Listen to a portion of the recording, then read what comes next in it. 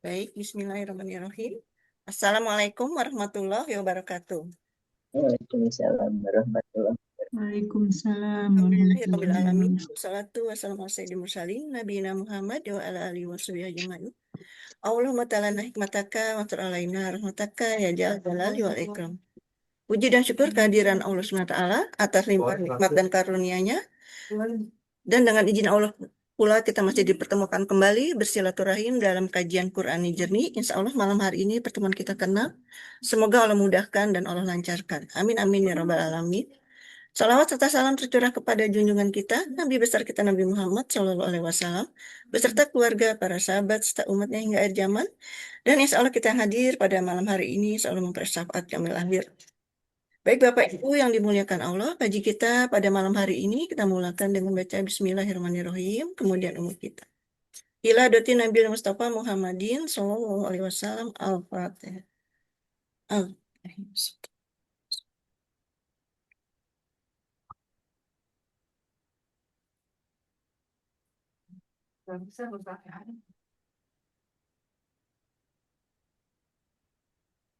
Amin amin ya rabbal alamin. Alhamdulillah telah hadir yang terhormat Ustadz Nasaruddin. Apa kabar Ustadz? Alhamdulillah. Alhamdulillah sehat ya. Semoga Ustadz senantiasa sehat dalam lindungan Allah dan keluarga sehingga bisa mendampingi kami semua. Begitu juga dengan Bapak dan Ibu yang dimulakan Allah juga dalam keadaan sehat walafiat. Waktu dan tempat apa ada Ustadz? Terima kasih. Sudah.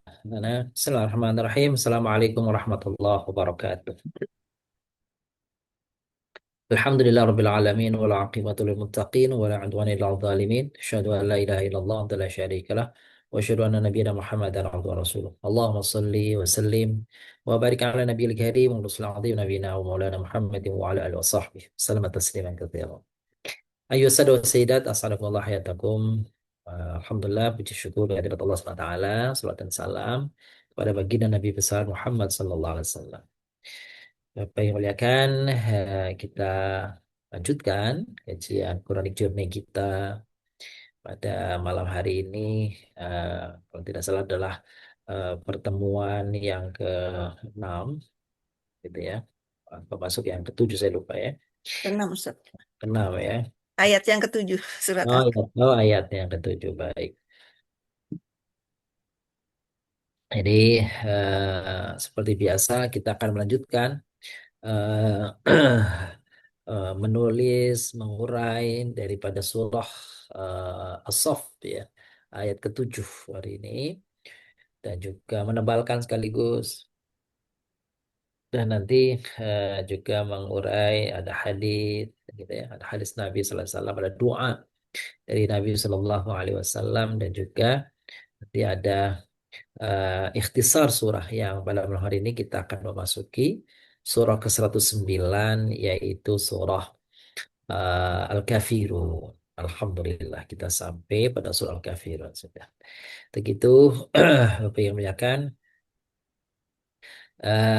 seperti biasa sebelum kita uraikan tafsirannya, barangkali Bapak Ibu Barangkali akan Bapak Ibu ada yang sudah menebalkan atau menguraikan. Silakan. boleh, silakan.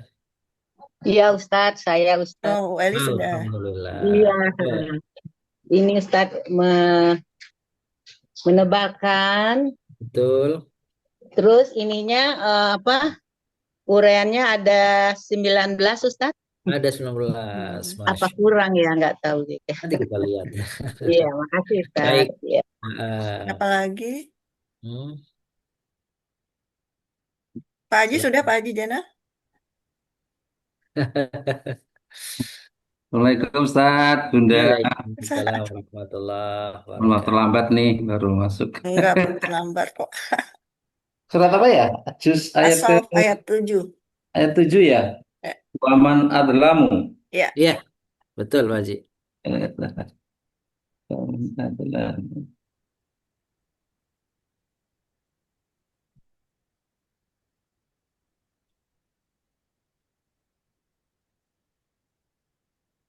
Uraiannya Pak Haji? Orangnya ya. Iya, Banyak, banyak sih, 23 kok ya. 23 ya, Pak Haji. 23, Pak Haji 23. 23. Komplit. Baik, makasih Terima barakallahu kasih. fiik. Bunda Bunga Alhamdulillah. sudah? Iya. Sudah. Assalamualaikum Oke. Ustaz. Waalaikumsalam warahmatullahi wabarakatuh. Monggo, Bun. Ya, sudah Pak Ustaz. Ini uraian apa menebalkannya. Tebalkan ya. Iya, ini menebalkannya sudah. Ini Urayanya. Oh, ini urayanya, Bun uraiannya ya. Urayanya berapa banyak ini, Bunda? 20 Pak Ustaz. 20 ya. 20. Ya, Tadi ya. Bunda Alwi berapa? 19 ya?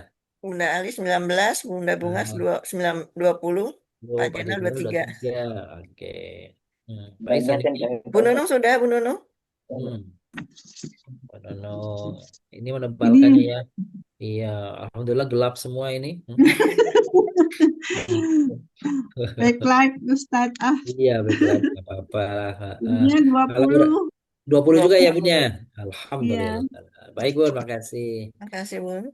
Nah, selanjutnya, Siapa lagi? Pak Pak Herman Herman. sudah? Pak Ya, sudah. Herman. Monggo, Pak Pak Herman. Herman. Kelihatan Ustaz. Iya, betul. Tapi nggak ada gambarnya nih, belum ada gambarnya nih. Ditutup. Ah, ketutup. Iya, itu Iya, nggak kelihatan. betul. Kayaknya ketutup peci mungkin kali Sinyal ini. apa gimana? Oke. Yang jelas sudah ditebalin Ustaz. Oh Totalnya gitu. ada 20 ini Ustaz. Oh, 20 ya 20. kata-katanya ya. Baik. Iya. Alhamdulillah, barakallahu fiik. Makasih. Makasih, Pak Herman. Ada lagi ya di antara yang lain? Ada Bunda lagi Tin, sudah? gimana Bunda Tin? Apalagi di dalam beliau kali ya? Bu Datin menyimak, Ustaz. Hmm, sudah nggak ada yang Nggak lain? ada. Baik, kalau nggak ada kita. Dibaca dulu, Ustaz ya. Baik, baca dulu benar-benar. Silakan dengan Ibu Nunung, ayat Ayat, ke-7, Bun. ayat. Hmm. Ini ayatnya Bun nih.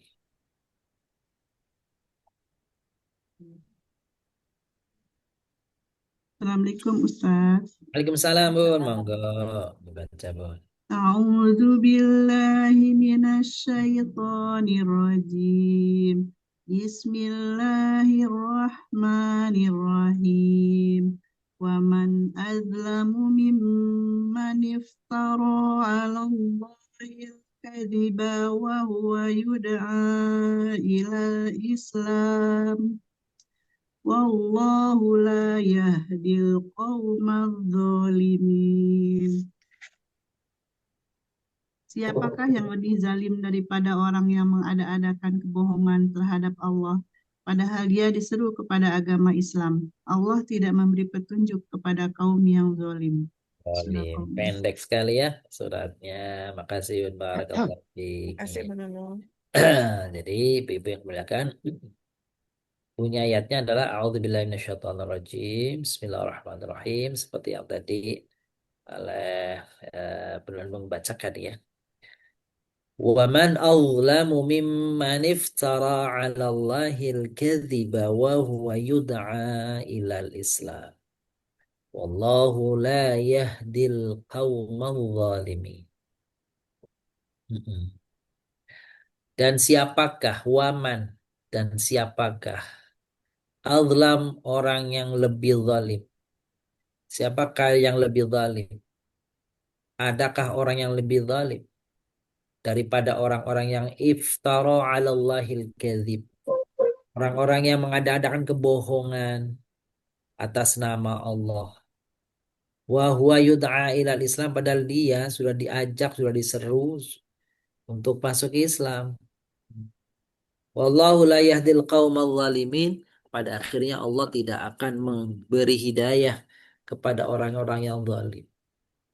Jadi orang-orang yang mengatasnamakan Allah, mengatakan ini firman Allah, padahal itu tidak ada dalam firman Allah. Maka itu adalah orang yang paling zalim, orang yang paling jahat, orang yang paling dusta. Ya, jangankan Allah berdusta atas Nabi saja, atas nama Nabi saja diancam oleh Nabi. Man kadzaba alayya muta'ammidan falyatabawwa maq'adahu minan nar. Atau kama qala Rasul sallallahu alaihi wasallam. Ini hadis namanya kualitasnya, derajatnya, tingkatannya namanya hadis mutawatir. Ini hadis yang saya bacakan tadi itu. Man kadzaba alayya muta'ammidan falyatabawwa maq'adahu minan nar. Apa tuh artinya? Kata Nabi, man kadzaba alayya. Siapa orang yang berdusta atas nama aku? Siapa orang yang mengatakan ini hadis Nabi, padahal itu bukan hadis Nabi. Siapa orang yang mengklaim bahwa ini adalah apa namanya sabda Nabi, padahal Nabi tidak pernah mengatakan itu. Apalagi hadisnya itu bernuansa kepentingan-kepentingan duniawi untuk menguntungkan kelompok, untuk menguntungkan usaha, untuk menguntungkan klaim-klaim sepihak. Lalu dia mengatakan untuk mendalilkannya, membuat argumentasinya agar dipercaya orang, lalu mengatakan ini hadis Nabi, padahal tidak ada hadis Nabi. Faliyatabawa, maka hendaklah dia menduduki maq'adahu minan nar, tempatnya nanti adalah di dalam neraka. Ini ancaman serius dari Nabi Shallallahu Alaihi Wasallam yang berdusta atas nama Nabi. Itulah mengapa bapak-bapak, ibu-ibu yang kami muliakan, sebagian ulama itu kalau membaca hadis takut, takut, takut terjerumus pada dusta dan yang diancam serius oleh Nabi tadi itu. Maka sebagian ulama itu kalau membaca hadis di ujungnya dibaca begini nih. Au kama qala Rasul sallallahu alaihi wasallam. Jadi kalau misalnya saya mengatakan qala Nabi sallallahu alaihi wasallam man kadzaba alayya muta'ammidan falyatabawwa maq'adahu minan nar au kama qala Rasul sallallahu alaihi wasallam. Apa itu artinya? Tadi dia menyebut hadis Rasulullah Shallallahu Alaihi Wasallam bersabda, siapa orang yang berdusta atas nama aku, maka hendaklah dia akan menempati tempatnya neraka.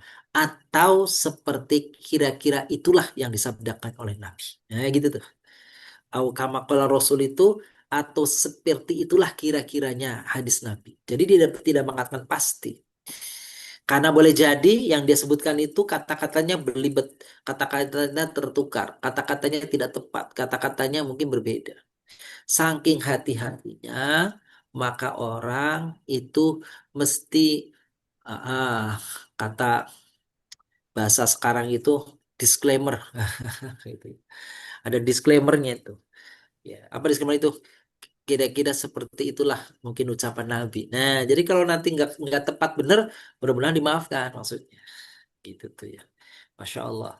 Begitu tuh tawadunya ulama itu. Begitu tuh rendah hatinya para ulama. Begitu itu apa namanya itu kehati-hatian para ulama. Nggak sembrono. Nggak seperti orang-orang yang ini pasti hadis Nabi nih. Padahal dia nggak tahu, nggak pernah lihat, nggak pernah dengar, nggak pernah baca. Tuh orang-orang yang dulu, yang ilmunya luar biasa, seperti itu akhlaknya. Sampai-sampai kalau membacakan hadis tuh maka membaca disclaimer tadi tuh takut nanti betul-betul salah. Apa tuh kama qala Rasul kata-kata gitu ya, au kama qala Rasul sallallahu alaihi wasallam, atau sedemikian itu kira-kira sabdanya Nabi, ya takut tertukar-tukar gitu ya. Apalagi berdusta atas nama Allah gitu tuh, itu ngeri banget tuh. Jadi kalau orang-orang Yahudi ini kan konteksnya orang-orang Yahudi kan. Konteksnya orang Yahudi itu gampang sekali. Tuh, yang mengkait apa namanya? Yaktubunal kitab bi aidihim tsumma yaquluna hadza min indillah. Itu begitu dalam Al-Qur'an disebut tuh. Apa tuh? Mereka itu menulis dengan tangan mereka sendiri lalu mengatakan ini dari Allah. Nah, itu kan dusta atas nama Allah. Gitu ya. Mengatakan ini keinginan Allah, maka ini juga nih Bapak-bapak yang muliakan. Ini juga eh, apa namanya Bapak Ibu mungkin pernah baca atau punya bahkannya di rumah itu buku tafsir Prof. Quraish Shihab ya. Prof. Quraish Shihab itu tafsir Quraish Shihab.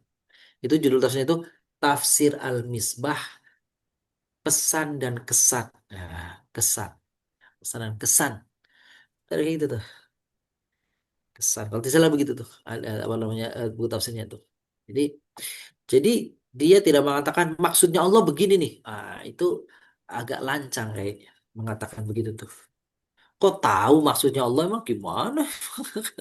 Emang Allah pernah menyebutkan itu kok ulang maksudnya Allah tuh begini.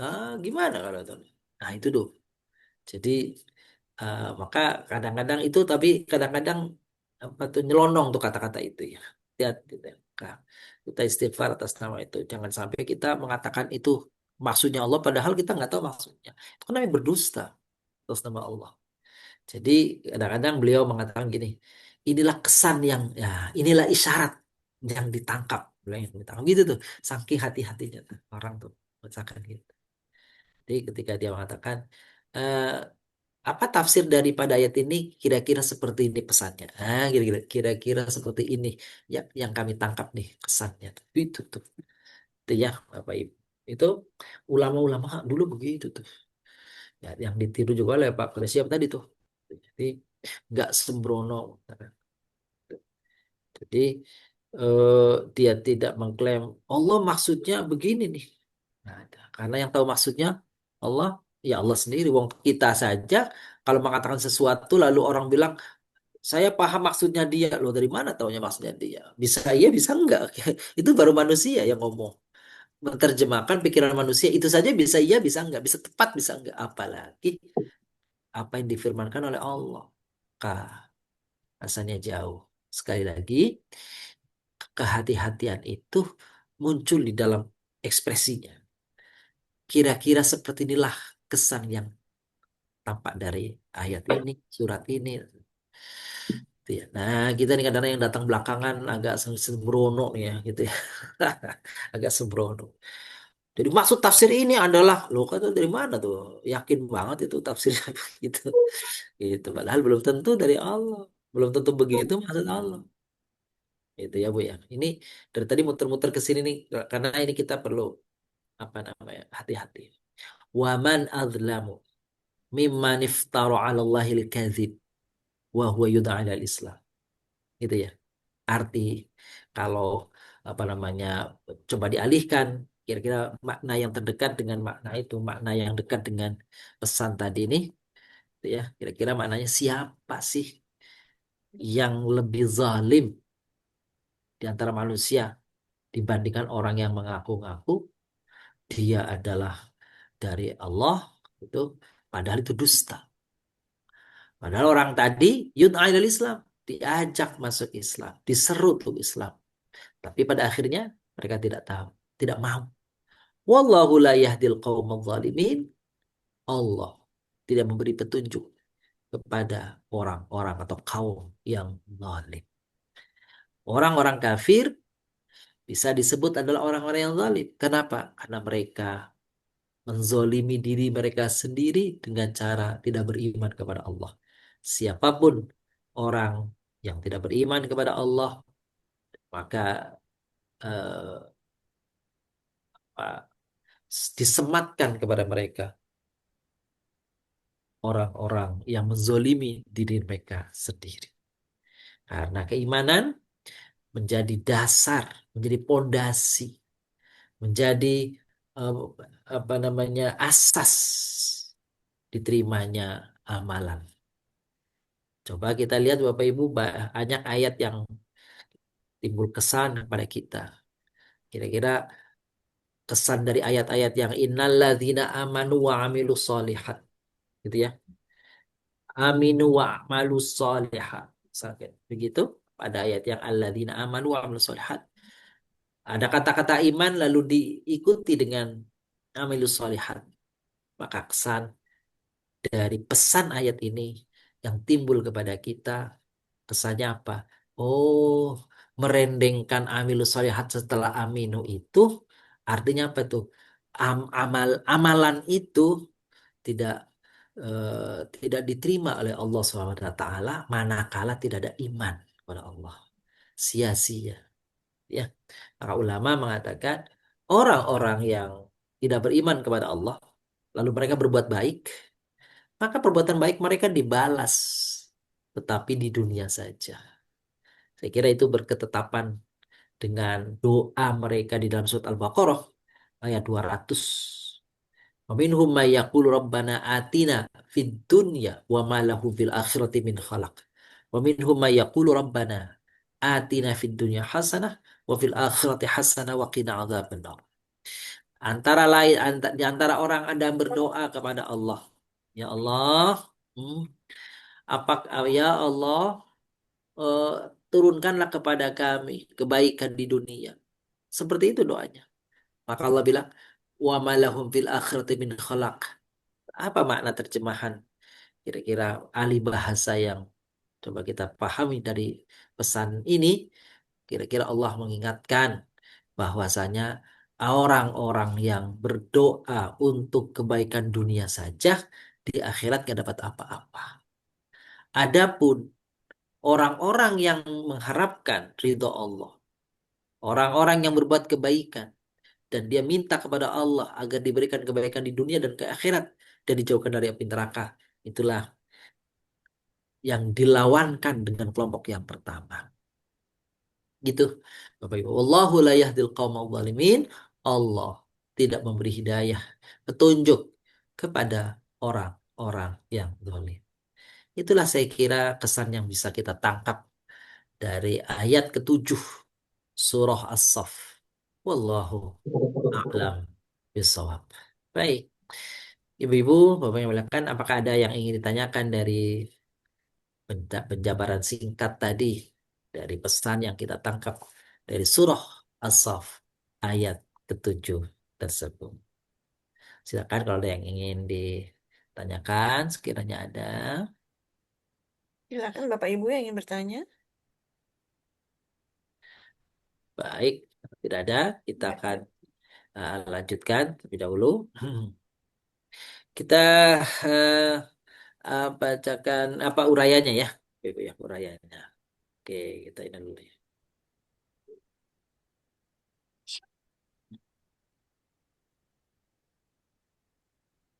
Ada urayanya sebentar.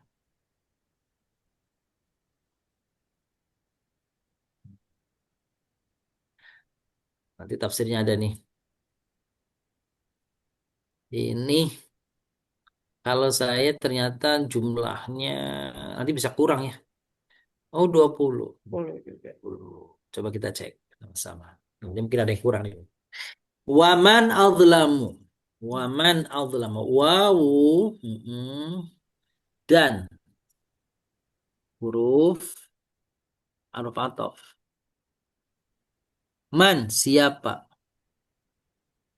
Isim Isim mausul. mausul. Ya. Di sini bukan isim mausul. Isim istifham. Oh, istifham. Istifham. Iya. Jadi isim istifham di depan. Kan bertanya siapa? Siapakah? Siap. Adlam lebih zalim. Isim atau fi'il Bapak Ibu? Fi'il. Isim. Ini isim di fi'il. Isim Ustaz. Isim apa nih Pak Herman? Ini namanya Isim isim sifat. tafdil. Tafdil, betul sifat. Tafdil. Tafdil itu bagian daripada sifat. Sifat. Maka artinya lebih zalim atau paling zalim. Miman, Paling zalim. min daripada bisa orang nyebutnya daripada. Ini huruf. Huruf apa? Jar. Man, siapa? Jar. Iya. Daripada orang yang. Nah, baru nih. Orang yang. Kalau orang Isim yang mausul. berarti baru isi mausul. Mausul. Iftara berdusta ya, mengada-ada saja, mengada-adakan. Fil ya? Fi'il. Fil apa ini? Fil Madi. Madi. Fil madhi. Ala Allah atas Tas. huruf jar. Benar. Allah. Isim, lafad, Jalalah. Oh iya, lafaz jalalah. Terus al-kadzib, Al-Kadzib. dusta. Dusta. Isim atau fi'il? Isim. Isim, Isim. awalan al, Betul. Mas. masdar. Masdar. Wa huwa yud'al Islam. Wa sedangkan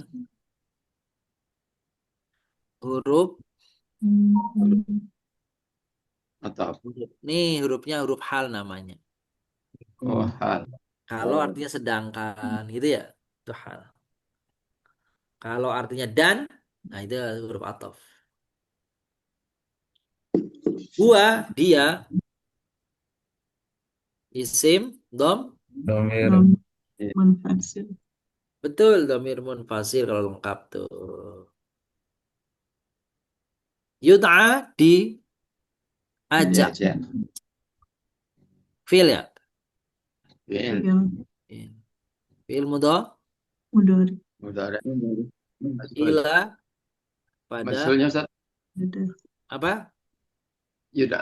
Fi'il mudhari majhul bukan Oh, Ustaz? fi'il mudhari majhul, betul lah, betul betul betul. Majhul. Ilal Islam ila kepada huruf jar. Islam. Isim. Mas. Masdar. Wallahu dan Allah. Ini sebenarnya bukan dan Allah. Di sini nggak diterjemahkan. Maka namanya huruf apa? Istinaf. Oh, istisna. Kalau tidak diterjemahkan, namanya istinaf. Sebagai tanda bahwa dia awal kalimat tuh Bapak Ibu. Allah. Allah. Isim. Lafaz jalalah. La tidak. Huruf nafi. Nafi. Yahdi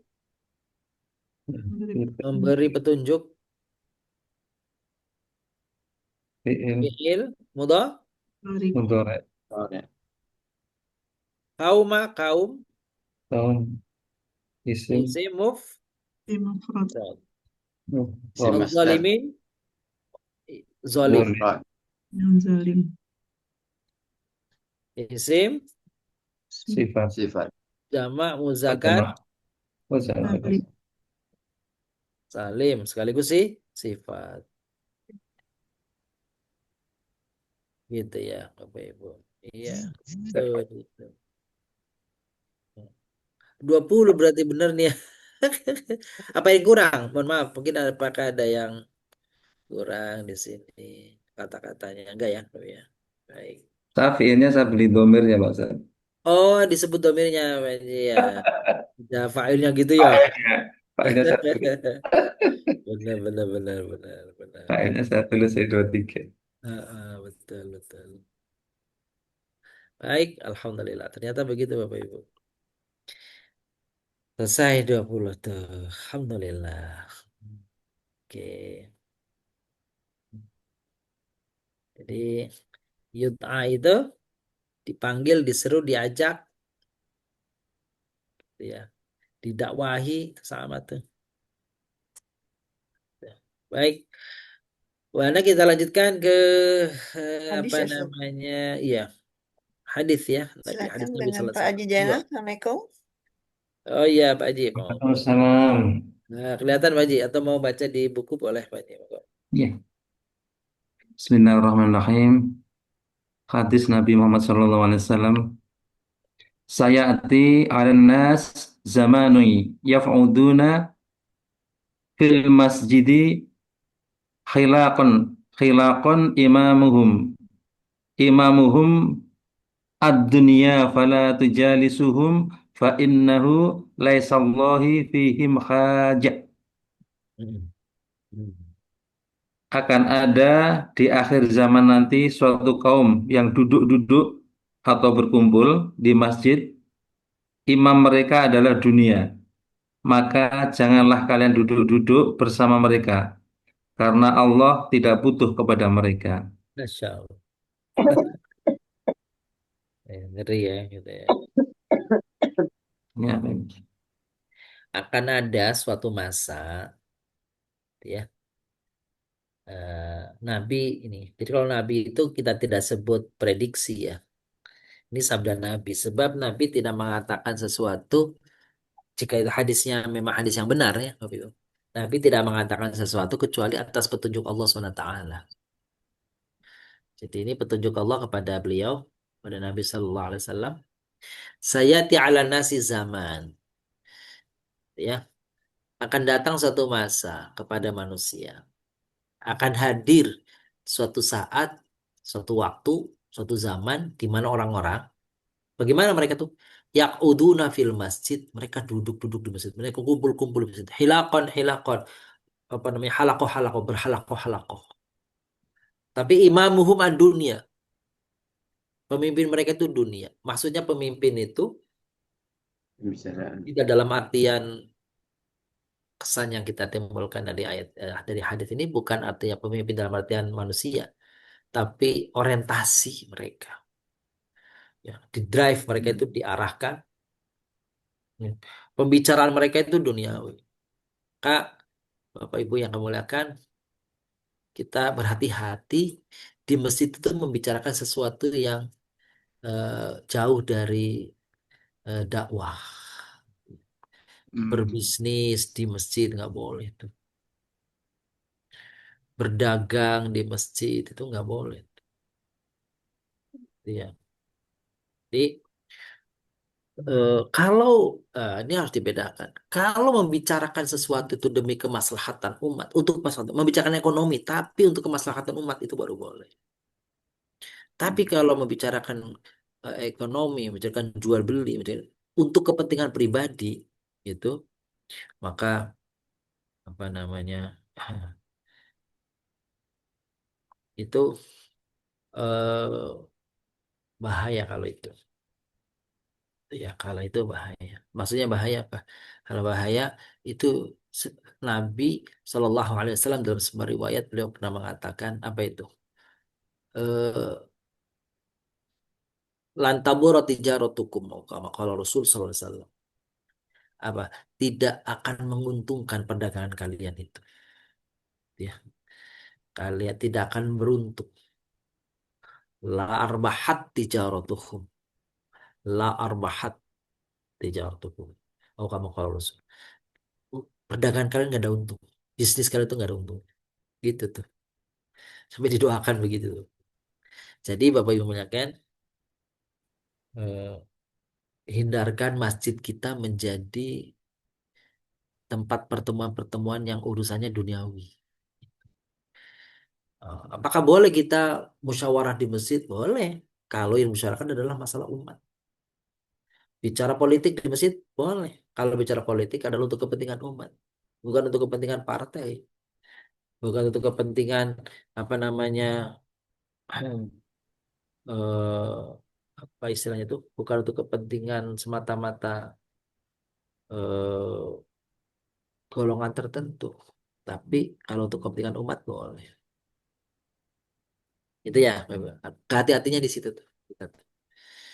Jadi, oh, apalagi kongko-kongko di masjid. Ini sering kita lihat. Hmm. Apa itu? Ngopi-ngopi di masjid, ngobrol ngalor ngilur nggak karuan ya. Ngalor ngidul nggak keluar ngomongin apa begitu, yang nggak ada hubungannya gitu.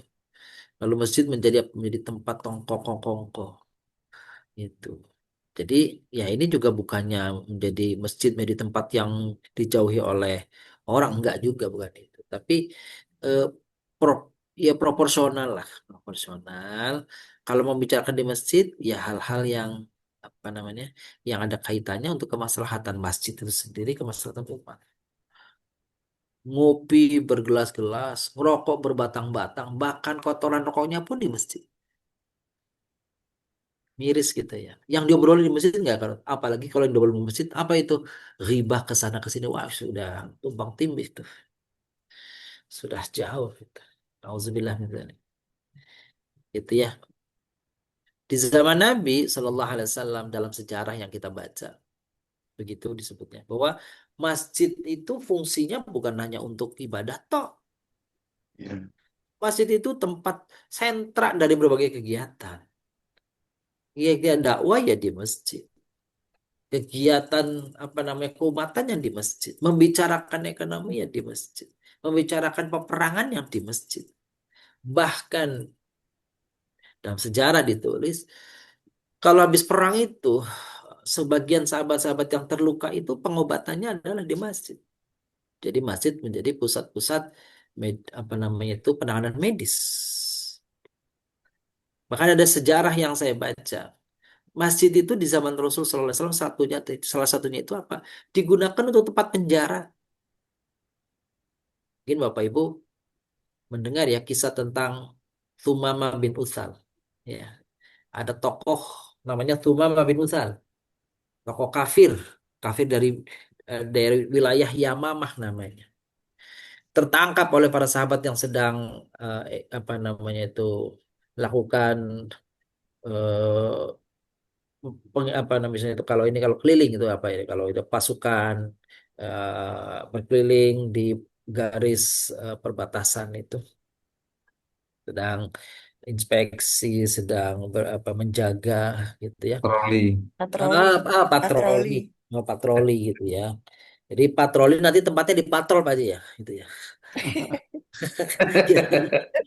Itu kalau dulu di kampung itu tempat ronda Bisa itu lewat dulu sebelum ke patrol Cirebon gitu ya. lewat.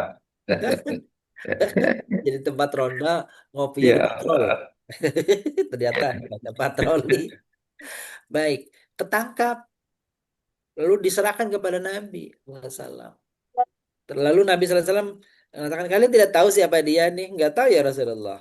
Akhirnya Rasul menyuruh para sahabat untuk mengikat dia di salah satu tiang masjid, Di- diikat di salah satu tiang masjid. Hmm. Sambil berpesan kepada istri-istri Nabi mengatakan jamulah dia dengan sebaik-baiknya.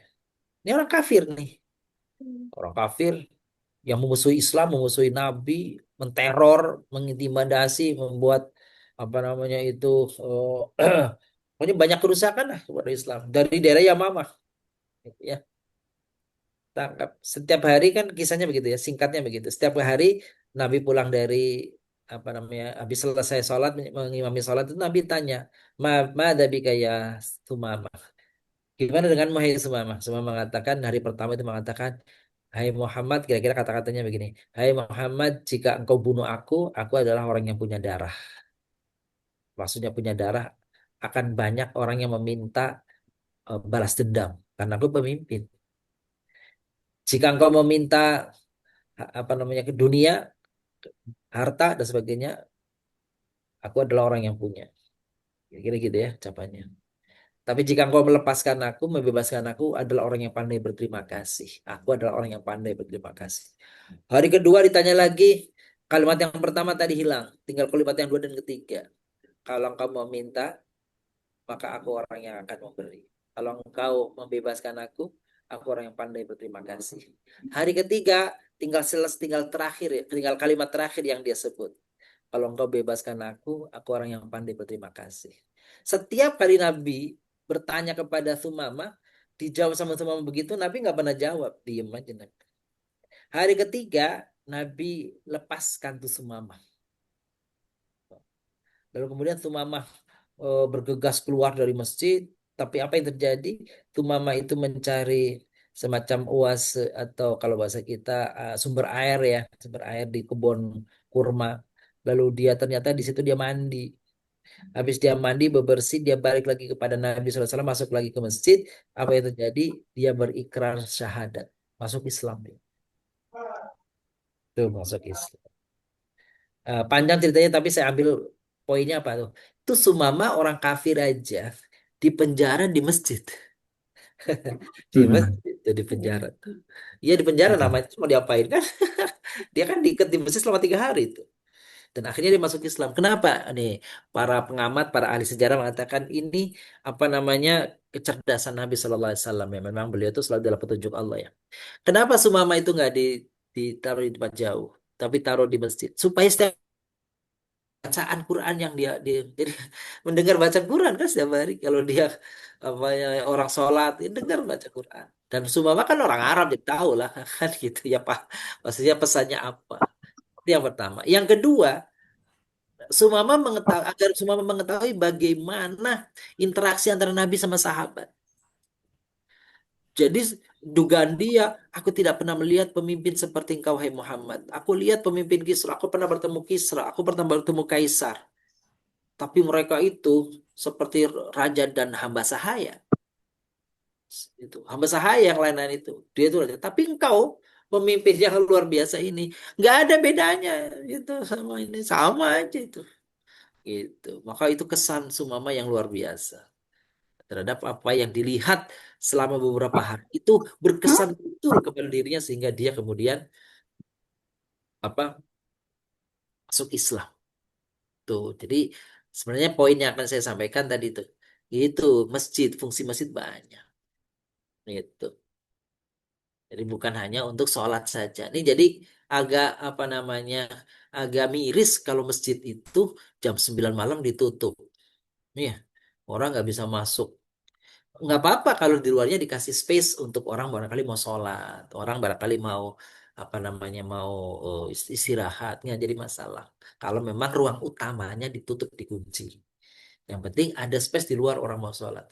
Ibu, saya pernah datang di sebuah masjid ya di pusat kota gitu ya di daerah Semarang. Masjid itu bagus, masjid itu bagus, gitu ya. Bagus di tengah-tengah kota besar. Begitu kita ke situ beberapa orang gitu ya jam 9 malam atau kurang dari 9 malam. Itu masjid itu ruang utamanya dimatikan, dikunci. Kita mau sholat kelabakan mau di mana kita sholat. Padahal masjidnya bagus banget gitu. Bagus banget gitu ya. Itu dia tuh. Jadi agak miris juga saya. Aduh, ya Allah, kenapa begini ya masjid. Masjidnya bagus, tapi mungkin udah kesepakatan jam sekian ditutup. Boleh ditutup, tapi harusnya dikasih space. Dan akhirnya kami harus sholat di tempat orang lalu lintas orang. Ya Allah, menyedihkan gitu ya. Di luarnya ada apa namanya itu taman. Dan apa yang terjadi? Untuk berkumpulnya muda-mudi di situ. Masya Allah. Jadi aduh miris. Kita mau sholat, gak ada tempat. Coba bayangkan. Gitu. Ini masjid di pusat kota, besar masjid, bagus masjidnya. Tapi masya Allah, gak terpikir itu. Iya, memang karena di pusat kota banyak orang, harusnya juga tinggal bagaimana dikondisikan, dijaga misalkan, diingatkan, gitu ya. Udah bagus ada liftnya, begitu salah satu apa namanya dari kami ini naik ke atas, liftnya dimatikan, ditutup, wah nggak bisa terus, waduh, gitu. Dimatikan, katanya udah ditutup, udah di harus mati. Akhirnya kami tanya di mana kami harus sholat ini malam 9 lewat ya jam 9 lah gitu ya. Akhirnya dikasih space di tempat orang lalu lintas di situ. Aduh miris. Saya bilang ya Allah gitu. Nah ini nih saya khawatir eh, apa namanya pernah membaca sebuah hadis tanda-tanda akhir zaman itu orang-orang berebut berlomba-lomba memperindah masjid tetapi tidak memikirkan isi daripada masjid. Ngeri itu Mbak, ya. Itu ya.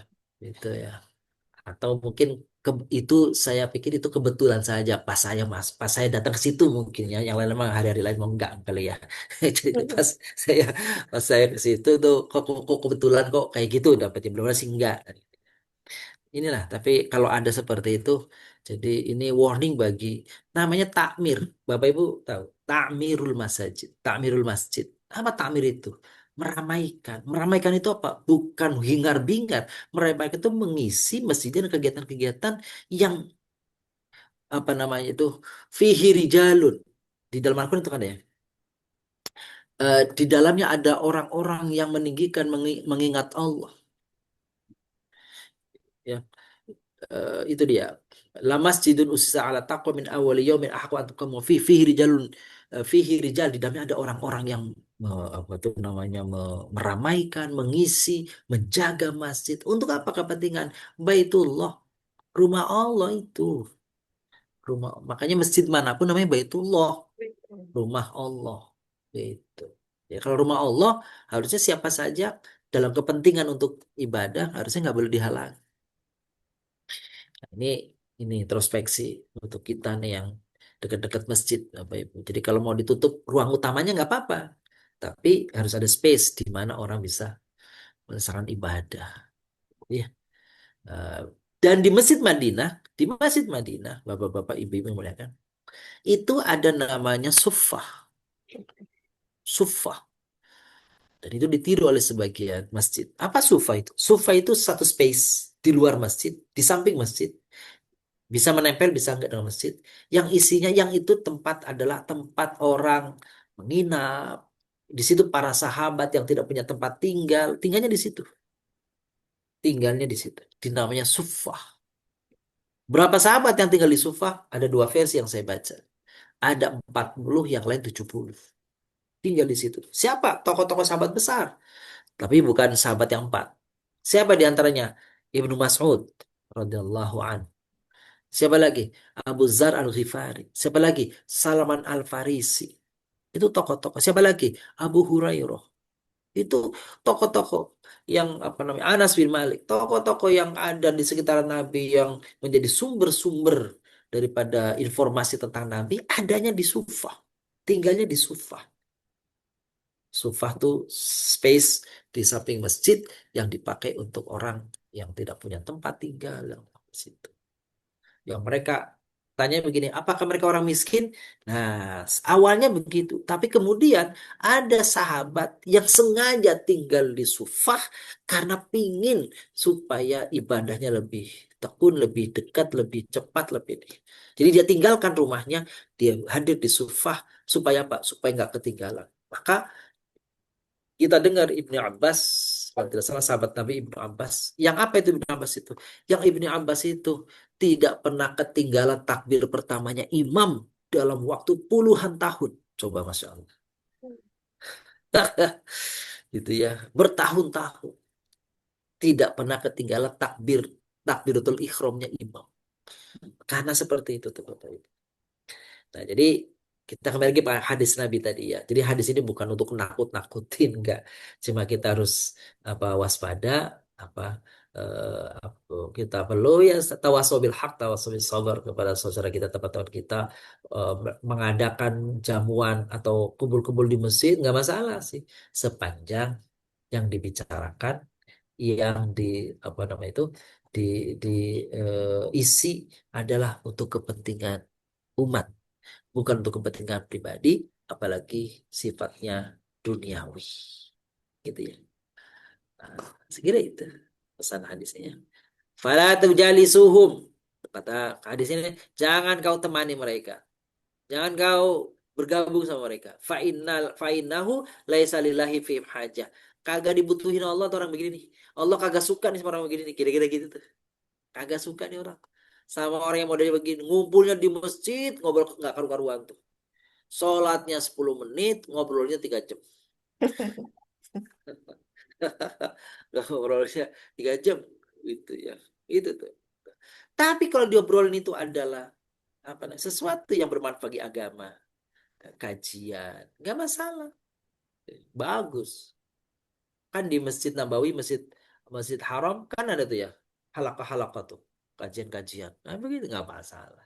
Ini mah warning buat yang ada pertemuan, ini saya mau nyari kamu di mana? Gampang lah di masjid. Mau ketemuan di masjid. Ya diobrolin ke sana kemari. Nah, kayaknya kurang pantas. Kurang pantas kalau di masjid tempatnya, Mah ya. Jangan di masjid lah, warung aja di warung. Gitu. Depan. Ya, subhanallah. Ada yang mau tanya? Monggo, Bapak Ibu. Silakan Bapak Ibu yang ingin bertanya. Tanya Ustaz ini. Ji, monggo, Pak Ji. Ini berkaitan dengan kumpul-kumpul di masjid ya Pak Ustaz. Ji, monggo. Sekarang tidak sedikit banyak masjid yang mungkin di suatu dua lantai gitu.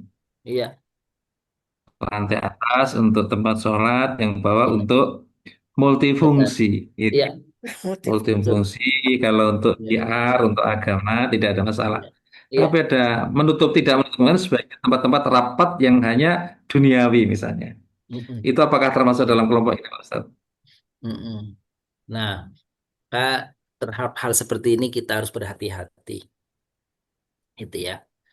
Itu Ya. memang ini terjadi perbedaan di kalangan yang saya dengar, saya baca terjadi perbedaan di kalangan apa namanya, di kalangan ulama lah. Masjid yang dimaksud itu mana kan gitu ya. Masjid yang dimaksud itu mana? Ada yang mengatakan masjid yang dimaksud itu adalah ya area utamanya, area utamanya. Area utama itu mana? Area utama itu ya yang dipakai sebagai masjid dan juga teras-terasnya, termasuk teras-terasnya. Itu yang pertama. Iya, itu ya. Ya. Terus apa penandanya? Ada mengatakan yang namanya masjid itu, yang namanya masjid penandanya ya bangunan sepanjang itu ada di dalam bangunan masjid, maka dia bagian daripada masjid. Gitu ya. Maka itulah mengapa sebagian orang karena khawatir jangan sampai itu masuk kategori masjid, maka toilet itu dipisahkan gedungnya dari masjid supaya menghindari Hmm. apa itu? Menghindari jangan sampai ini dianggap di masjid ada Toilet. hal yang kotor. Maka pokoknya di luar daripada bangunan utamanya masjid itu, ya bangunan utamanya masjid. Bangunan utama masjid ya berarti ya tembok yang mengelilingi tempat masjid itu.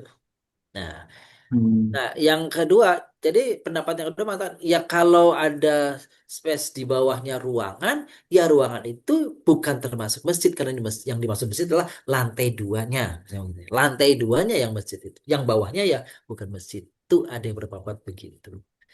Jadi Hmm. eh, ya itulah perbedaan pendapat ya di kalangan para ahli ya, Pak ulama ya.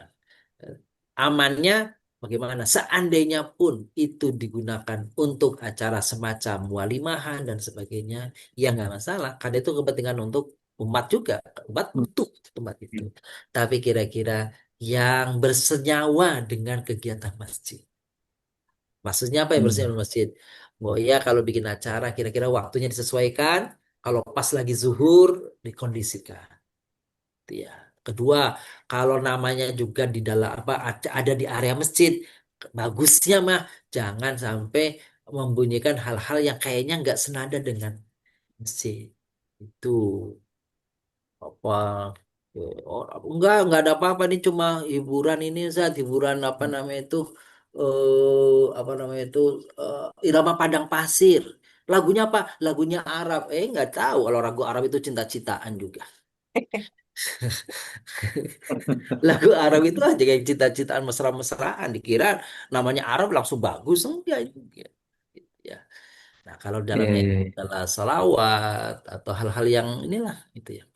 Oh, masa sebegitu, sebegitu itunya ketatnya ya namanya masjid harus begitulah. Kecuali Hmm. kalau dia berada di ruangan di sebelah masjid, di sebelah ya kan namanya bukan masjid. Kalau ini kan menyatu dengan masjid. Jadi sebaiknya tingkat kehati-hatiannya boleh tetap mengadakan acara di situ, tapi yang berkesesuaian, yang bersenyawa dengan apa? Dengan nilai-nilai masjid lah kan gitu. Pakaian yang juga Iya. diingatkan, gitu ya. Pakaian Iya. diingatkan. Kalau iya kan ada Iya. turis-turis yang mau masuk ini aja disediakan sarungnya Iya. dalam rangka menyesuaikan. Kalau mau masuk ke masjid boleh, tapi kalau yang pakaiannya pendek, celana pendek pakai sarung dulu. Jangan pakai sarung bapak-bapak.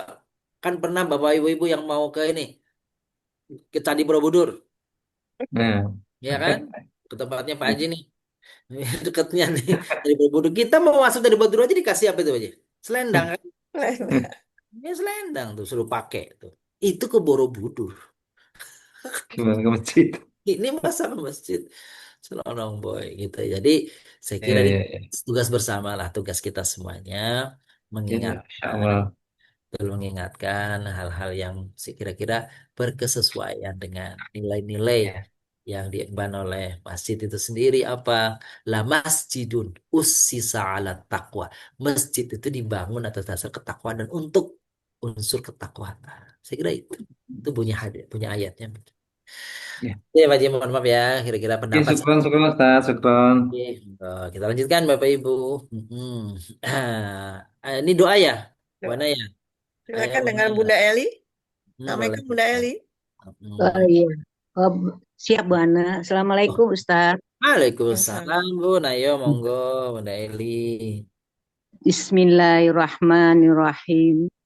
Allahumma ini abduka, ibnu abdika, ibnu amatika, nasiyati biyahdika, madhi fiyya, uhmuka, adlum fi qada'uka, as'aluka bikulli ismi huwalak, sami'ta bihi nafsaka, Maita. au Hmm? nafsa, Hmm. au anzaltahu fi kitabika, au alimtahu ahadan min khalqika, au wis tahu tabihi fi ilmi ghaibi inda, anta ja'al qur'ana rabian qalbi wa nura sadri wa jalai huzni wa zahabi hammi. Ya Allah, sesungguhnya aku adalah hamba-Mu, anak dari hamba-Mu. Ubun-ubunku, nasibku ada di tangan-Mu. Telah pasti hukum-Mu atasku, adil ketetapan-Mu atasku. Aku mohon kepadamu dengan perantara semua nama milik-Mu, yang Engkau namakan sendiri dengannya, atau Engkau turunkan dalam kitab-Mu, atau Engkau ajarkan kepada seorang dari hamba-Mu, atau Engkau rahasiakan dalam ilmu gaib di sisi-Mu. Jadikanlah Al-Quran sebagai penawar hatiku, cahaya dalam dadaku, penghapus dukaku dan pengusir keluh kesahku. Alhamdulillah. Masya Allah. Terima kasih, Bunda. Terima kasih Bu Eli. Bunda Eli.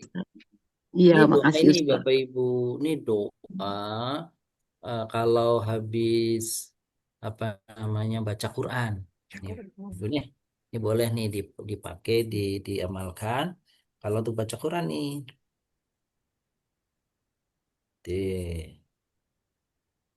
Gitu ya. Jadi apa di sini? Apa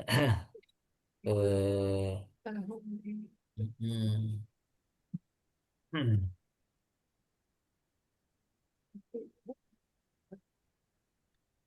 Allahumma gini ya. Allahumma ya Allah, inni abduk.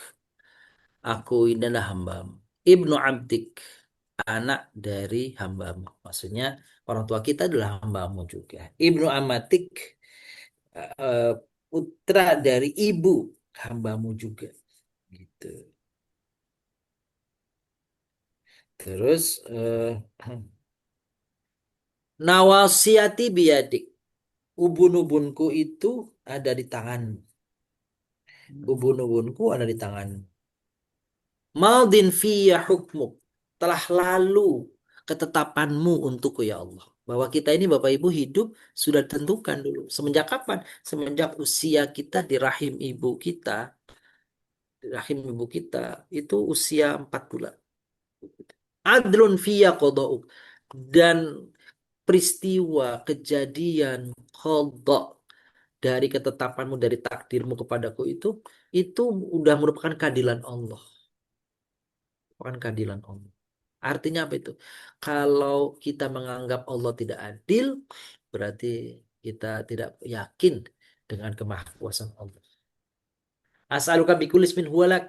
Aku bermohon kepadamu ya Allah dengan nama yang kau miliki. Nama apapun yang kau miliki. Bikuli, setiap nama. Jadi nama Allah itu kan ada 99. Itu yang masyhur dalam satu hadis ya. 100 kurang 1. Maka aku bermohon kepadamu ya Allah dengan semua nama yang kau miliki. Entah 99 atau yang lainnya. Samai tabihi nafsak yang kau namakan dirimu. Untuk dirimu. Ya, yang 99 itu. Au anzal tahu fi kitabik atau nama-nama yang kau turunkan di dalam kitabmu.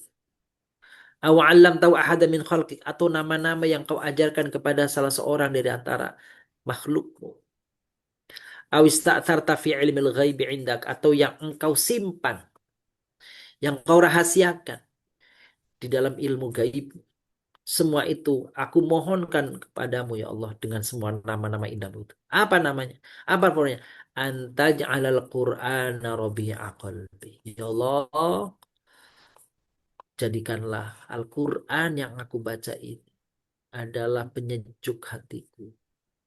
Wa nuro sodri, cahaya bagi hatiku. Wa jala huzni, hilangnya segala kesedihan. Wa dhahaba hammi, perginya segala kesusahan. Tuh. Nah, ini eh, Rasul Shallallahu Alaihi Wasallam melalui sabdanya ini ada dijelaskan oleh ulama siapa yang membaca ini setelah baca Quran, maka semoga kesedihannya, kegalauannya, kepedihannya, kesulitannya, mudah-mudahan Allah angkat, Allah hilangkan. Gitu tuh. Jadi ini bagus ya. Ibu-ibu boleh ini dibaca pada saat hatam, berhatam saja pada waktu setelah membaca Al-Quran. Oke, selesai itu. Nah, ini ada nasihat para Ustaz, ulama. kalau dipotong di ad asal boleh Pak Ustaz, ya? Yang mana Pak Ji? Dipotong di duanya di sampai ad asal Quran itu. Jadi dari situ, Oh gitu. Allahumma inna nas'aluka dari antaj'al. Gitu saja. anta al Quran Tuh. Rabi'a qalbi. Boleh, boleh. Wa Boleh nuru ya. sadri. Boleh. Allahumma Iya, inna nas'aluka antaj'al al-Qur'ana rabi'a qalbi. iya. Wa Wa nuru. nasadari. Iya, boleh. Nggak apa-apa. Masalah pun. Gitu. Ya. Bu Ana, siapa yang akan membacakan untuk nasihat para ulama Silakan ini? dengan Bunda Bunga. Hmm. Bunda Bunga, Ya, silakan. Bismillahirrahmanirrahim. Alaika an takhtaro ahla maka wa taj'alaha waqaha waqaha Waqi'ah. waqi'ah fal iradatal qawmiyah Hmm. Iyal, Miftah. fil fil mafatah Miftah. Aku. fil miftahi Litahqiqin najah. tahqiqil najahi was sa'adati. Adati. Iya. Sahih. Artinya, Bun. Artinya, Anda harus memilih impian Anda dan menjadikannya nyata, karena keinginan yang kuat adalah kunci untuk mencapai keberhasilan dan kebahagiaan. Iya, itu nasihat ulama ya, gitu ya. Jadi, cita-citanya, mimpinya harus dilakukan dengan usaha yang real. Kan kira-kira gitu ya. Iya, jangan cuma berharap, berarti bermimpi aja. Gak ada usaha. Iya, nggak ada usaha. Jadi harusnya diimbangi dengan ikhtiar, Ikhtiar. usaha, doa, dan seterusnya. Baik, kita masuki Bapak Ibu yang kami muliakan pada ikhtiar surat ke-109 yaitu surat Al-Kafirun. Kalau 109 berarti berapa lagi nih suratnya nih? Bapak Lima Ibu tahu? lagi.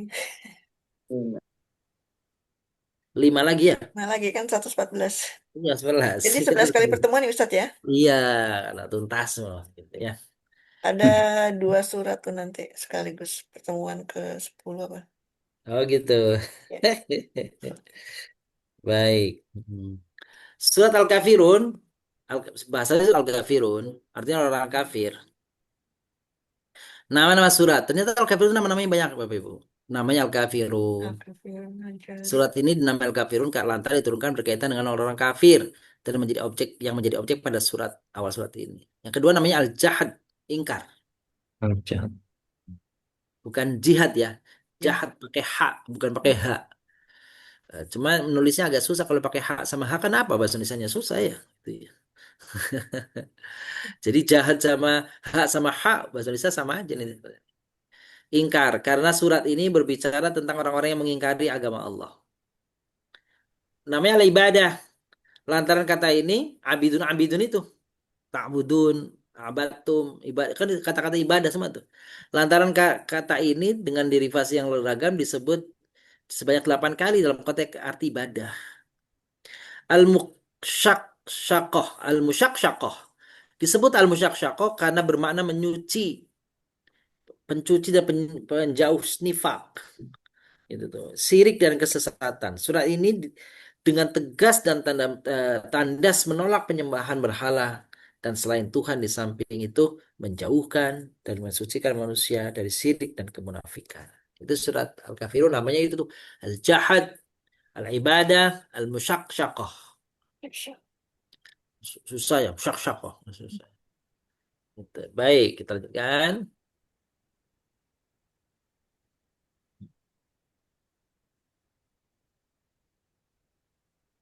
Oke. Al-Kafirun, identitas suratnya ada 6 ayat. Jumlahnya 6 ayat, 27 kata, 98 huruf. Itu Al-Kafirun. Surat urutan ke-109 dalam mushaf. Dalam urutan mushaf.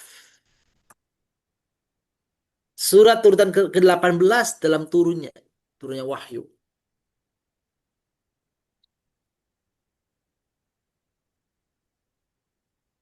Termasuk surat Makkiyah. Surat kedua ini dimulai dengan kata kul. Ya.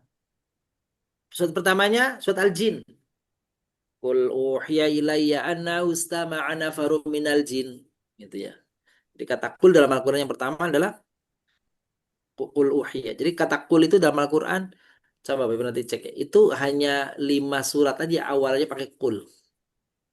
Surat apa namanya Al-Jin, surat Al-Kafirun, Al-Ikhlas, Al-Falaq, An-Nas. 5 kali. Surat ini adalah surat ke-11 dan surat terakhir yang bernada seruan. Nida, bukan nada, nida.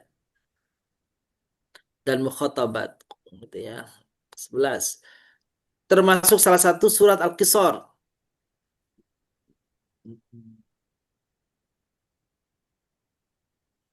Termasuk kisah itu berarti pendek.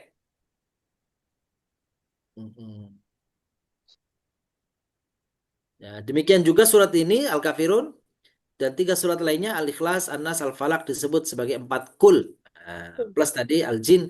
Jadi orang bilang kan trikul. Iya. Kalau trikul itu kul huwallahu ahad, kul huwal falaq, kul binas. Tambah kuliah berarti 4. Tambahan Al-Jin berarti 5. Kondisi pewahyuan atau sya'nul al-nazul. Para ahli tafsir di antara Tabari, Syekh At-Tusi, Ma'ibadi, Zamakhsyari, Syekh Tabrasi, Abdul Futuh dan Abdul Futuh terkait dengan kondisi pewahyuan atau sebab-sebab turunnya surat ini, ya, menulis bahwa sebagian dari pembesar Quraisy yang merupakan para pemimpin kafiran dan kesesatan dan terbaik Al-Walid bin Mughirah, As bin Wa'il, Umayyah bin Khalaf, Aswad bin Al-Muttalib dan bin Abdul Muttalib dan Al-Harith bin Qais datang ke hadapan Rasul dan mengusulkan untuk berkompromi dan berdamai di antara dua belah pihak. Mereka berkata, selama beberapa waktu dalam setahun, engkau mengikuti agama kami, sembahlah berhala dan tuhan-tuhan kami. Dan sebaliknya selama beberapa lama, yaitu setahun juga, kami akan mengikuti agamamu dan menyembah Tuhanmu. Nabi Muhammad SAW menolak dengan tegas tawaran ini dan kemudian turunlah ayat itu. Tuh, ya. Jadi ada Utsbah bin Al-Walid bin Mughirah, As bin Wa'il, Umayyah bin Khalaf, Aswad bin Abdul Muttalib. Ini Aswad ini berarti paman Nabi juga tuh ya. Haris bin Qais dan seterusnya. Oke, itu dari sisi pada saat turunnya wahyu kandanya begitu. Ada berapa poin? Al-Allama Tabata'i dalam memberikan penafsiran ayat ke-6 surat Al-Kafirun, ya, yang menulis ayat ini lakum dinukum waliyadin, Bapak Ibu. Ayat ini sesuai dengan maknanya menegaskan persoalan yang disebutkan sebelumnya, yaitu bahwa Rasulullah SAW tidak bersama dengan orang-orang musyrik, tidak mau, ya, tidak mau berkompromi dengan orang musyrik dalam konteks ibadah.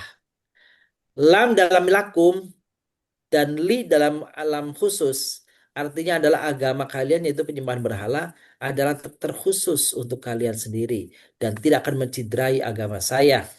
Dan agama saya khusus untuk saya dan tidak akan mencakupi kalian. Di sini boleh jadi terlintas anggapan dalam benak seseorang bahwa ayat ini berisikan pesan bahwa manusia bebas dalam memilih agama. Setiap orang sesuai dengan pilihannya masing-masing dan memilih agama syirik dan sebaliknya. Dengan pilihannya memilih agama tauhid. Dan terlintas penilaian bahwa benak seseorang bahwa ayat ini menginstruksikan kepada Rasulullah untuk tidak mengurusi agama orang musyrik. Gitu ya. Ada pemaknaan kami, kata Tabatai, atas ayat ini akan menghilangkan anggapan dan penilaian seperti itu. Nggak begitu. Nggak cuek. Gitu. Karena kami katakan bahwa ayat ini menyatakan kalian tidak akan mengikuti agamaku dan saya tidak akan mengikuti agamamu. Pada dasarnya merupakan ajakan kepada kebenaran yang menjadi tugas Al-Quran melenyapkan anggapan seperti itu. Jadi lakum dinukum waliyadin itu dimaknai bahwa eh, ya boleh silakan itu agamamu. Tapi agamaku ini yang paling benar. Oleh karenanya sebaiknya kalian mengikuti agamaku yang benar. Jadi ada ajakan dakwah. Sebagian ahli tafsir juga menghilangkan anggapan ini berkata kata din yang disebutkan pada ayat tidak bermakna agama dan ajaran, melainkan bermakna jaza ganjaran. Bagimu ganjaran untukmu atas perbuatanmu gitu dan bagiku ganjaranku juga atas perbuatanku. Sebagian lainnya berkata bahwa pada ayat ini terdapat mudhaf yang telah dihapus dan secara implisit menyatakan demikian. Lakum jazaudinikum wali jazaadi. Nah, bagi kalian balasan atas agama keyakinan kalian dan bagiku pahala balasan atas keberagamaanku, atas ketaatanku, atas ibadahku. Gitu. Oke, tapi ya itulah banyak juga yang mengatakan nggak pas tafsiran seperti ini. Ya tadi sudah ya apa namanya ini hadisnya nih yang menyatakan sebab turunnya ayat. Sabab nuzul ayat ini hadisnya. Kalau tadi ceritanya ya, setahun kau menyembah Lata, Uzza, Manat, hai Muhammad, nanti setahun berikutnya aku yang menyembah Allah. Bergantian. Ucapan itu, tawaran itu disampaikan tokoh-tokoh ya, tokoh-tokoh Quraisy gitu kepada apa namanya Abu Talib. Abu Talib dalam satu riwayat ya.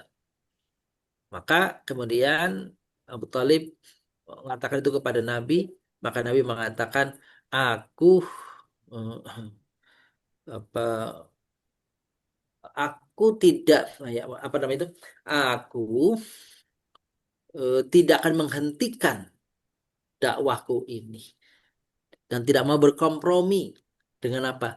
Dengan ajakanmu untuk setahun beribadah kepadaku dan setahun aku beribadah menyembah Tuhan.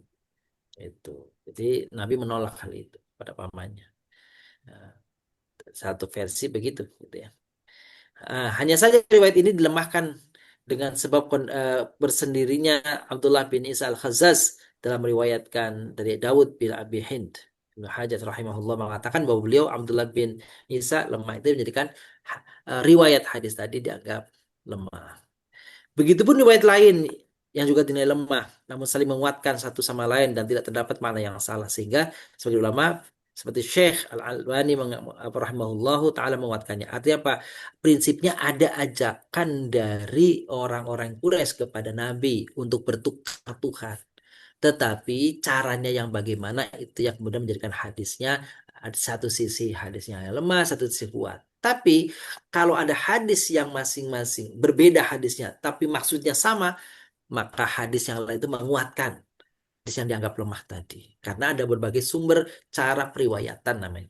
Tapi kalau cuma satu saja hadis itu, tidak ada penopang lain dari hadis yang lainnya, itu yang betul-betul lemah. Tapi kalau ada hadis satu dianggap lemah, tapi ada penopang dari jalur yang lain, yang maknanya senada dengan itu, maksudnya dengan itu, maka hadis yang lain, jalur yang lain itu menguatkan hadis yang tadi, yang sebelumnya itu. Nah gitu, dalam ilmu hadis begitu tuh.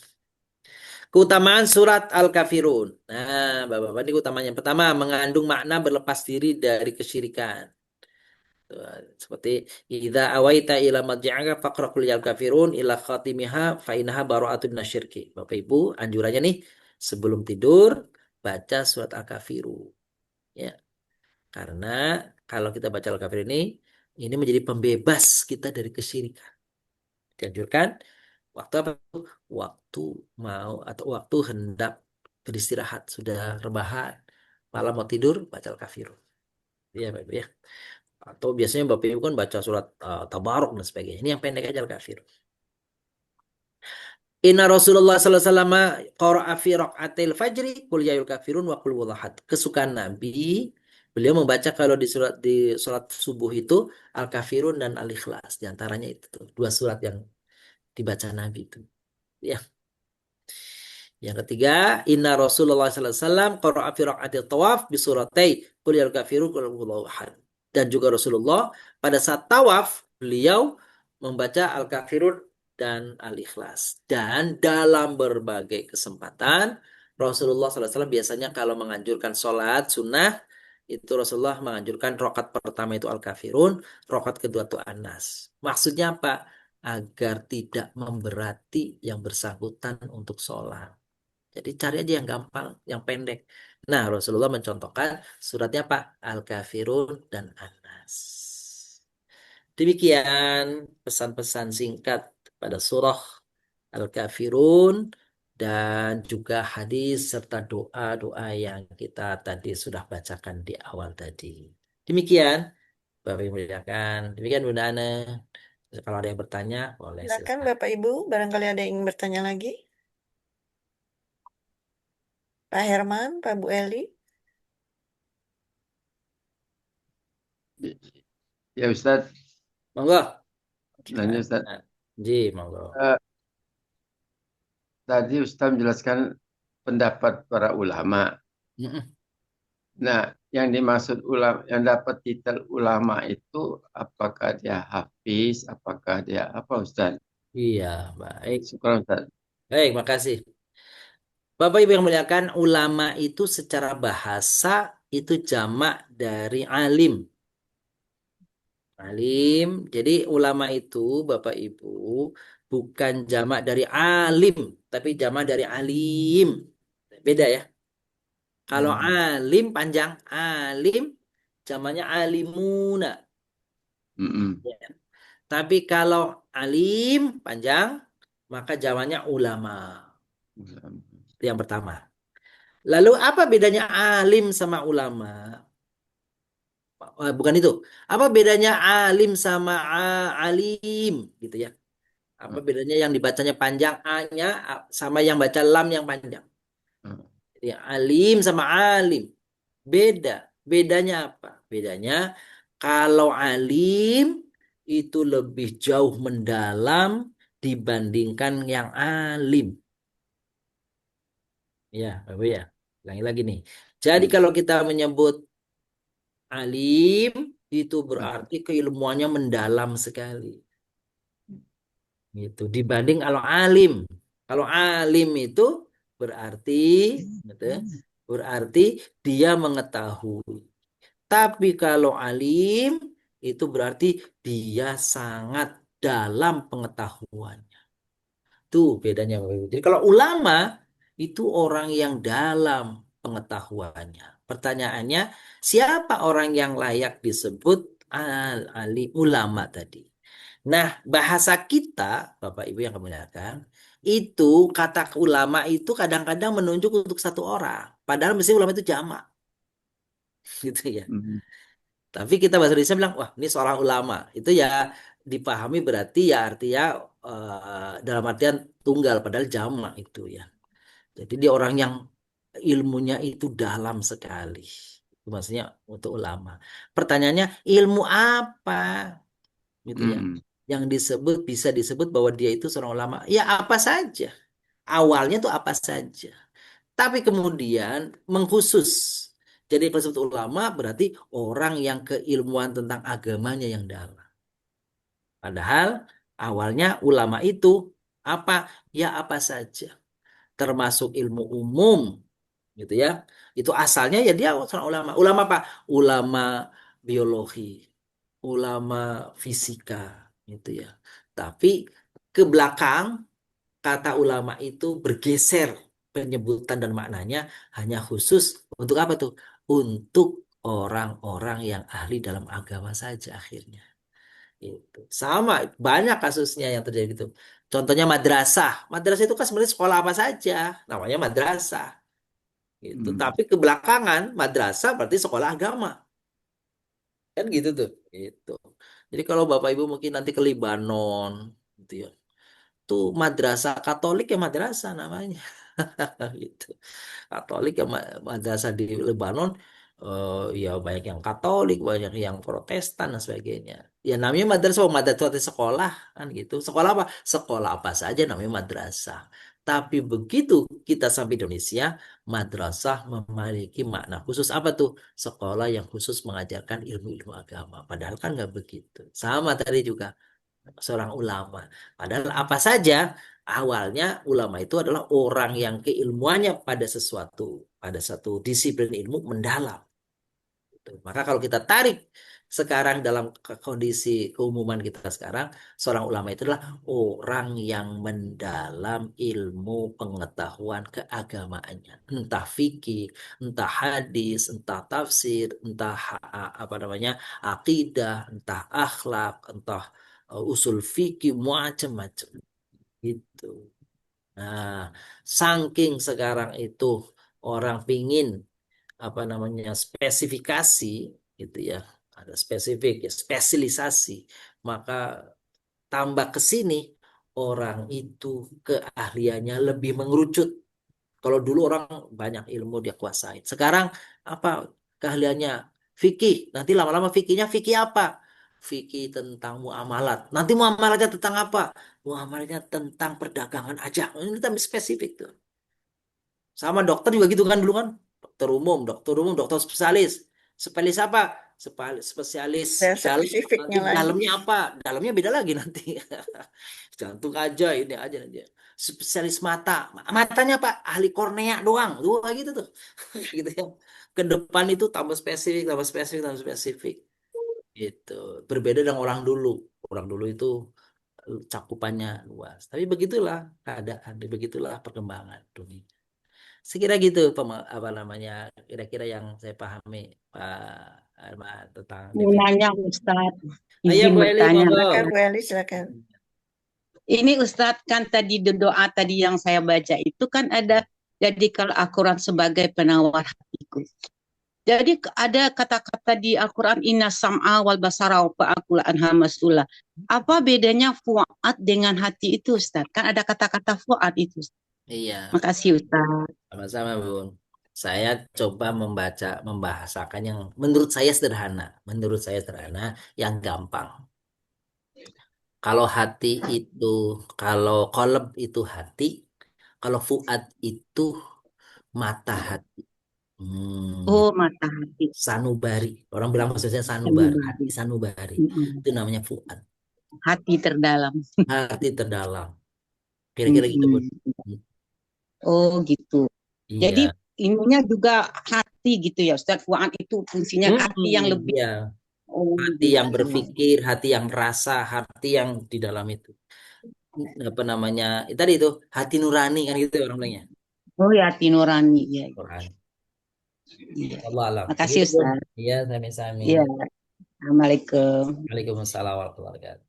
Demikian, Bu Dana. Baik, silakan Ustaz disempurnakan dengan doa. Baik, Bapak Ibu muliakan. Berapa hari lagi kita lusa, kita akan memasuki Usah. gitu ya. Terima kasih yang sudah sebagiannya menitipkan eh, ibadah kurbannya melalui Yashfa, mudah-mudahan yang telah menitipkan kepada kami amanah tersebut nanti dapat dilaksanakan dengan baik, dan insya Allah kami akan sampaikan nanti laporan pelaksanaannya, foto-foto kegiatannya dan sebagainya. Semoga yang Bapak Ibu titipkan kepada kami mudah-mudahan menjadi keberkahan bagi Bapak Ibu semuanya, dan semoga bertambah kebaikan-kebaikannya, memberi manfaat kepada lebih banyak orang lagi. Alhamdulillahirrahmanirrahim. Astaghfirullahaladzim, astaghfirullahaladzim, min azim. Allahumma salli wa sallim wa barik ala sayyidina Muhammad wa ala alihi wa sahbihi ajma'in. Alhamdulillahirrahmanirrahim. Allahumma ighfir lana dhunubana wa kaffir 'anna sayyi'atina tawaffana ma'al abrar. Allahumma ij'al rabi'a qulubina. Allahumma ij'al Qur'ana rabi'a qulubina wa nura sudurina. Wajal ahzanina wa dhahaba humina wa qaidana wa sa'iqana ila jannatika jannatin na'im. Sallallahu ala nabiyina Muhammad wa ala alihi wasallam. Alhamdulillah rabbil alamin. Amin. Terima Amin. kasih Bapak Terima kasih semuanya. Ustadz. Nggih. Baik Bapak Ibu yang dimuliakan Allah, kaji kita pada malam hari ini kita tutup dengan doa kafaratul majelis. Subhanakallahumma wa bihamdika asyhadu an la ilaha illa Asyhadu anta an la ilaha illa anta astaghfiruka wa atubu ilaik. astaghfiruka. Terima kasih Ustadz, terima kasih Bapak Ibu. Iya, Mohon maaf Terima lahir kasih batin. Ustaz Bu Insya Allah kita Ana, jumpa Bu minggu depan ya. Ica, Salam sehat. sehat. Assalamualaikum. Waalaikumsalam. Baik, Ibu. Nggih, Sehat selalu monggo. Ustadz, Bapak Ibu. Asmat, makasih Bunda. Sama-sama. Assalamualaikum. Assalamualaikum. Waalaikumsalam. Sehat selalu, izin live ya. Monggo, monggo, Bun. Ya. Hmm.